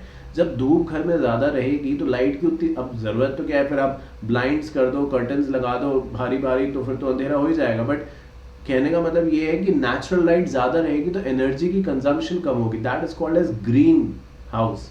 और ऐसे ही यहाँ पे क्या होगा दूसरे पर्सपेक्टिव से, कि जब गर्मियाँ ज़्यादा होंगी तो इस हिसाब से घर बने होंगे डायरेक्टली सूरज ना उस पर पड़े, क्योंकि अगर सूरज डायरेक्टली पड़ रहा है तो हीटअप होगा तो आप AC चलाओगे ज़्यादा, फिर एनर्जी कंजम्पशन होगी। तो इस नज़रिए से बनाना है कि एक मिक्स एंड मैच हो सके। अब ये तो नहीं हो सकता कि हम घर का डायरेक्शन गर्मियों में कुछ और करते हैं, सर्दियों में कुछ और करते हैं, बट एक मिड पोजीशन तो ले ही सकते हैं जहाँ पे दोनों सीजन्स के हमें फ़ायदे हो सके। तो इस तरीके के लिए जब आप पैसे रेज कर रहे हैं तो आप उसको ग्रीन बॉन्ड्स कहते हैं। A debt security shall be considered as green or green debt securities if the funds raised through the issuance of the security are utilized for project falling under any of the following। तो जब आप इनमें से कुछ भी कर रहे हैं तो ग्रीन डेट सिक्योरिटी के जरिए आप पैसा रेज कर सकते हैं।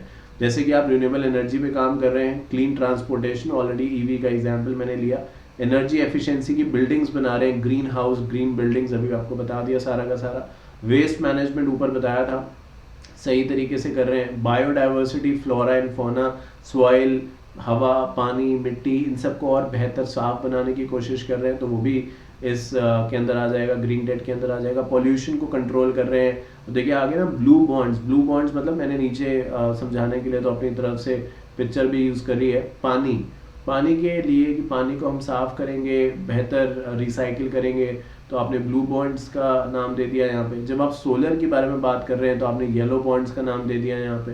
तो इस तरीके की चीज़ें जब आप कर रहे हैं तो ये सारे के सारे एक इन्वायरमेंट को और बेहतर जगह बना रहे हैं रहने के लिए, उसमें सांस लेने के लिए, एक अच्छी लाइफ, सस्टेनेबल लाइफ की तरफ लेके हम जा रहे हैं। तो आप इनमें से कुछ भी कर रहे हैं तो आप ग्रीन बॉन्ड्स के जरिए पैसा रेज कर सकते हैं। बात करते हैं मसाला बॉन्ड्स के ऊपर। देखिए मसाला के बारे में जब मैं आपसे बात कर रहा था, इंडिया में घरों में अपने कोई भी चीज़ बगैर मसाले के बनती है तो मज़ा ही नहीं आता है ना, तो फील हो जाता है कि मसाला इसमें कम है। तो India is known for its rich tradition in terms of taste. तो उसी से बना है मसाला बॉन्ड्स। और यहाँ पे बात करते हुए मुझे एक चीज़ याद आ गई। मैं बहुत समय पहले, मैंने शायद बताया था या नहीं मुझे पता नहीं, बहुत समय पहले ऑस्ट्रेलिया गया तो वहाँ पिज़्ज़ा खाने का, I am not a very big pizza lover but मुझे अच्छा लगता है खाना। तो वहाँ पे किसी ने मतलब ऑब्वियसली आप ट्राई आउट करते हो जाके चीज़ें, स्पेशली जब आप वेजिटेरियन हो तो ऑप्शन थोड़े लिमिटेड हो जाते हैं और उसके ऊपर आपको कुकिंग बहुत बेसिक या ना के बराबर आती हो तो और दिक्कत थी। तो वहाँ पे मैंने कुछ शॉप्स पे ट्राई किया तो मुझे अच्छा लगा, मतलब ओके था, खा लिया मैंने। पर मुझे बहुत याद आई इंडिया की उस समय की, वहाँ पे पिज़्ज़ा मतलब एक अलग यम है वो। एनीवे तो ये मसाले जब देख रहा हूँ तो कुछ फील भी कर पा रहा हूँ। एनीवे तो बात मसाला बॉन्ड्स की करते हैं। तो कहते हैं with the unique name masala bonds are rupee denominated borrowing by Indian companies in overseas market. थोड़ा पढ़ रहा हूँ फिर समझाऊंगा। This is different from the other overseas borrowing in the sense that the other borrowing the currency is normally dollar euro whereas masala bonds are rupee denominated. The advantage of issuing masala bond is that the company does not have to worry about the depreciation in the rupee in comparison to the other bonds instruments that are denominated in foreign currency. This is normally a big worry for corporates while raising money in the overseas markets. तो देखिए होता क्या है, मसाला bonds इससे पहले हम normal समझ लेते हैं कि नॉर्मली क्या होता था, क्योंकि ये उसका एड ऑन है, उससे बेहतर है। तो पहले नॉर्मल जान लें फिर बेहतर अपने आप समझ आएगा, डिफ्रेंशिएट कर पाएंगे। तो जानते हैं कि पैसे लेने के, रेस करने के काफ़ी सारे सोर्स हैं। एक तो इंटरनल है, इंडिया के अंदर आपने काफ़ी सारी चीज़ों के बारे में ऊपर बात कर ली और भी आगे बात करेंगे। एक है कि मुझे बाहर के लोगों से पैसा लेना है, फॉरेन फंडिंग जिसको आप कहते हैं, ठीक है। अब यहाँ का रुपी है, वहाँ तो रुपी चलता नहीं है, डॉलर चलता है, यूरो चलता है, येन चलता है, जो भी उस कंट्री का हिसाब है। तो जी वहाँ से मैं एक छोटा सा एग्जांपल ले रहा हूँ, अमाउंट मतलब छोटा लूँगा जिससे कि आप समझ पाएँ। तो मैंने वहाँ से रेस कर लिए मान लो $100, ठीक है, एग्जाम्पल है ये मत सोचो $100 क्या, $100 रेस किया। और एक जिस दिन मैंने रेस किया उस दिन $1 की जो वैल्यू है वो 60 रुपये है, ठीक। तो टेक्निकली मुझे इंडिया में कितने पैसे मिल रहे हैं, मतलब 60 रुपये $1 की वैल्यू है, $100 मैंने रेस किए हैं तो 6,000 रुपये मुझे मिले, मैंने बिजनेस में लगा दिए, ठीक है। अब वापस पैसे बॉन्ड्स हैं, कोई ये तो है नहीं कि देने नहीं पैसे वापस, गिफ्ट तो मिला नहीं, वापसी देने। अब वापसी मैंने क्या देना है, वापसी मैंने देना है डॉलर। 6,000 रुपये लिए थे मैंने, अब मुझे वो डॉलर के तौर पे देना है। अब क्या हुआ, over the period of time economies बढ़ती हैं, घटती हैं, चेंज होती हैं, तो वहाँ पे मुझे $100 लौटाने हैं। अब इस समय डॉलर का प्राइस हो चला है 70 रुपये। तो एक समय था जब मैंने लिया था पैसा तो उस समय डॉलर का प्राइस 60 रुपये था, तो मुझे 6,000 रुपये मिले थे। आज मुझे जब लौटाना है तो लौटाने $100 है, 6,000 रुपये नहीं लौटाने हैं, डॉलर लौटाने हैं 100। अब $100 के लिए मुझे कितने खर्च करने पड़ेंगे, क्योंकि अब प्राइस क्या हो चला, अब हो चला है 70, तो मुझे खर्च करने पड़ेंगे यहाँ पे 7,000 रुपये। तो ले मैं 6,000 ले रहा हूँ और वापसी मुझे 7, इंटरेस्ट दिया वो तो दिया ही दिया, जो प्रिंसिपल की बात करूँ तो वही मुझे 7,000 लौटाना पड़ रहा है। तो ऐसे इतना छोटे से एग्जाम्पल में 1,000 रुपये का फ़र्क आ गया, जहाँ पे आप करोड़ों डॉलर्स उठा रहे हैं, आप सोच लीजिए वहाँ पे कितना मोटा फ़र्क आ जाएगा। तो ये बहुत बड़ा रीज़न बन गया है कि भाई बड़ी दिक्कत आ रही है। तो इसके लिए एक रास्ता निकाला गया कि हम एक काम करेंगे, रुपी ले रहे हैं, मतलब पैसा रुपये में ले रहे हैं तो रुपये में ही हम वापस करेंगे, डॉलर का रेट जो मर्जी हो। अब मैं इसको ये आपको नॉर्मल समझ आ गया। अब आप समझिए मसाला बॉन्ड्स क्या होता है। तो इसको मैं लिखे रहने देता हूँ यहाँ पे, जिससे कि आप इसको रेफर कर सकें। और साइड में और एक एग्जाम्पल लिखता हूँ, दिस इज एग्जाम्पल नंबर 1, जो नॉर्मल बॉन्ड्स का केस था वो मैंने आपको यहाँ पे समझा दिया, जो प्रॉब्लम थी वो यहाँ पे समझा दिया। अब बात करते हैं हम लोग मसाला बॉन्ड्स के बारे में। ठीक, तो मैंने यहाँ पे $100 ये वो कुछ नहीं, मैंने यहाँ पे बाहर के लोगों से लिए $6000, चाहे वो $100 के बदले मिले हो $120, कोई फर्क, मैंने तो $6000 लिए है। मैं दूंगा कितने? $6000। अब मार्केट में जैसे यही है, मार्केट में आज के रेट में मान लीजिए डॉलर का रेट $70 हो गया है, तो इससे मुझे कोई फर्क ही नहीं पड़ता, मैंने तो $6000 ही देने हैं। तो डॉलर का रेट चाहे बढ़े चाहे घटे, मुझे कोई फर्क ही नहीं पड़ता। मतलब एक तरीके से अगर मैं ये कहूँ कि डॉलर का रेट जो है अगर और मजबूत हो गया तो मुझे कोई फर्क ही नहीं पड़ेगा, और अगर कम हो गया तो मेरा फायदा है, क्योंकि मुझे क्या है, मुझे तो $6000 लौटाने हैं। तो अब अगर कम हो गया डॉलर का रेट, मान लीजिए मैंने $60, जब मैंने लिया था तब $60 था, आज $55 हो गया है, तो मुझको तो कोई फर्क नहीं पड़ता, मैंने तो इतने ही पैसे देने हैं। डॉलर उनको ज्यादा मिलेंगे, उनको कम मिलेंगे, वो उनकी हेडेक है, मुझे $6000 देने हैं, जितने मैंने लिए थे उतने ही देने हैं। तो रुपी डिनोमिनेटेड बॉन्ड्स होते हैं ये, डॉलर येन या ऐसा कुछ नहीं। जब आप रुपी के फॉर्म में कर्जा ले रहे हैं और रुपी के फॉर्म में ही आप उसको रीपे करेंगे तो उसको मसाला बॉन्ड्स कहते हैं। इससे जो ये प्राइस फ्लक्चुएशन है, करेंसी फ्लक्चुएशन है, इससे बचने में आपको मदद मिलती है। तो कहते हैं the rupee weakens, rupee weak मतलब रुपी वीक होगा तो क्या होगा, डॉलर स्ट्रांग हो जाएगा, तभी तो रुपी वीक हो रहा है। पहले $60 के बदले में $1 मिलता था, अब $70 देने पे $1 मिल रहा है, तो रुपी मुझे ज्यादा देना पड़ रहा है, रुपी वीक हो गया, डॉलर स्ट्रांग हो गया, तो वो सब दिक्कतें अब यहाँ पे खत्म हो जाती हैं। तो यहीं तक देखिए इस को रखते हैं, नेक्स्ट क्लास में म्युनिसिपल बॉन्ड से अपनी बात की शुरुआत करेंगे और आगे बढ़ाएंगे। उम्मीद करता हूँ आज जो हमने बात यहाँ पे कही आपको समझ में आई होगी। अगर आपका फिर भी कोई क्वेश्चन है तो प्लीज़ पूछेगा। याद रखिएगा कि हमारे पास CS प्रोफेशनल के सारे सब्जेक्ट्स अवेलेबल हैं in the new course as well as the old course. जब तक ओल्ड कोर्स है तो मुझे कहना पड़ेगा, तो वो अवेलेबल है, इंग्लिश में भी हैं पूरे के पूरे। अगर आप हिंदी नहीं समझ पाते तो पूरा का पूरा it's available in complete English as well as in the combination of Hindi and English जो आप अभी देख रहे थे। हमारी क्लासेस को देखने के बाद मॉड्यूल्स के अंदर आपको कुछ भी रेफर करने की जरूरत नहीं है। एंड द बेस्ट पार्ट है कि हमारे पास एक चीज और है जिसको आप यूज कर सकते हैं बेहतर मार्क्स लाने के लिए, उसका नाम है टेस्ट सीरीज। तो बहुत बार टेस्ट सीरीज क्या स्टूडेंट्स चेक कर रहे हैं कि आपको लग रहा है कि टेस्ट मैं दे रहा हूँ अच्छे मार्क्स आ रहे हैं, बट वो रियलिटी नहीं है। तो आप ऐसी टेस्ट सीरीज ज्वाइन करिए जो फैकल्टी चेक करे, जिससे कि आपको आइडिया हो सके कि आपकी पोजीशन क्या है और समय से पहले आप उसे इंप्रूव कर सके। क्योंकि जो हमारी टेस्ट सीरीज है वहाँ पे मैं खुद क्वेश्चंस बनाऊंगा, आपको देंगे वो क्वेश्चंस, आप उसे सॉल्व करेंगे, उसके बाद मैं खुद उसको चेक करके आपको एक डिटेल इवैल्यूएशन शीट दूंगा जिसमें मैं आपको ये बताऊंगा कि कौन से वो एरियाज हैं जिनको आप इंप्रूव कर सकते हैं। और अगर आप वो फॉलो करेंगे तो आई कैन गारंटी यू कि आपको पॉजिटिव रिजल्ट्स मिल के रहेगा। बहुत सारे स्टूडेंट्स को आज से पहले मिला है और आपको भी मिल के रहेगा। Thank you so much once again for choosing Shantanu इंतान अकेडमी।